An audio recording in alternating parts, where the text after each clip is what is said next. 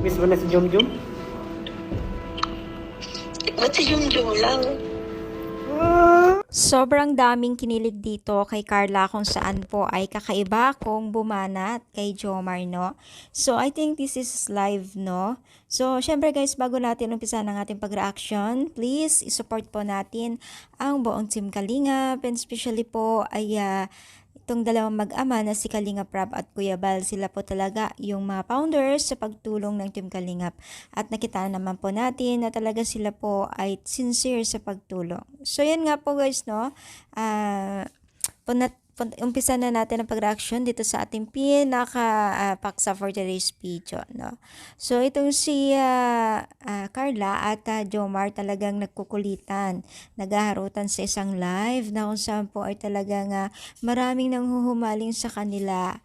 Habang nga naka-live po sila sila Jomar, ay talagang kausap din nila itong si Carla in a video call, no? Sobrang daming natuwa kay Carla kasi syempre, akala mo, yung talagang yung parang yung mahihain, pero pag bumana talaga, ay talagang kikiligin itong si Jomar. Kita naman po natin sa intro, no?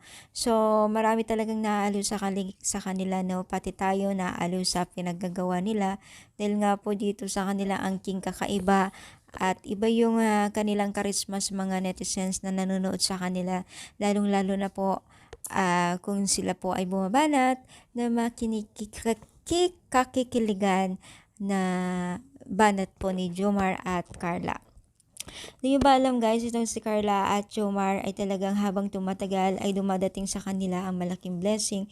Iba-iba po ang kanilang natatanggap ngayon, lalo't pa man po ay dumarami rin po ang kanilang mga sponsor ngayon na nagbibigay. Syempre, hindi po yan nawawala na mapaparangalan ng Team Kalingap, especially po kila Kalinga Prab, dahil po habang tumatagal ay lalong umiinit ang kanilang samahan bilang isang mag-love team, itong dalawang love team na si Jomar at Carla.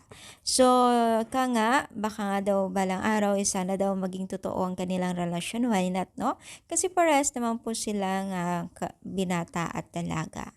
So, syempre, ang priority talaga ngayon ni Carla ay ang kanyang pamilya, maging na rin po ang kanyang mga kaibigan at sa pagtulong po. So, kaya napakagandang image dito itong si Carla sa mga matutulungan pa ng Team Kalingap Sunday, no? So, ano yung masasabi dito sa dalawang mag-love team na si Jomar at Carla? Comment down na po dito sa baba. At palike na rin po ang ating video at nawa po huwag tayo magsawang suporta sa Team Kalingap. Thank you so much guys. More power and God bless po guys.